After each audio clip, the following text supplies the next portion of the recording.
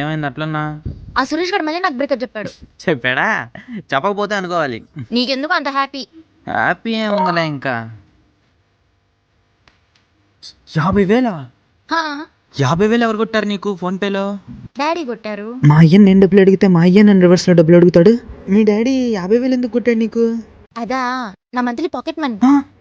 Monthly pocket money 50,000? దీనికి వాళ్ళ నాన్నే నెలకి 50,000 ఇస్తున్నాడంటే దీన్ని పట్టుకొని లవ్ చేశాను అనుకో, డబ్బులు లైన్ అవుతాయి నాకు. నందిని, ఏంటి? I love you. హా? నువ్వంటే నాకు చాలా ఇష్టం. నువ్వు నా ఫ్రెండ్ బ్రా. కానీ నేను ఎప్పుడు నిన్ను అలా అనుకోలేదు. నాకు అంటే ప్రేమ, లవ్ అన్నీ. I love you. ఏంట్రా?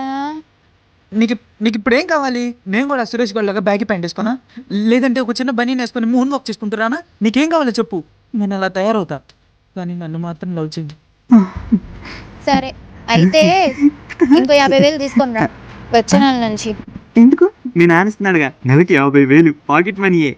లేదు, అది నా ఖర్చులకి పనికొచ్చిద్ది. ఖర్చులకా? 50,000 నీ ఖర్చులకు సరిపోవా? నా ఖర్చు నెలకే 1,00,000.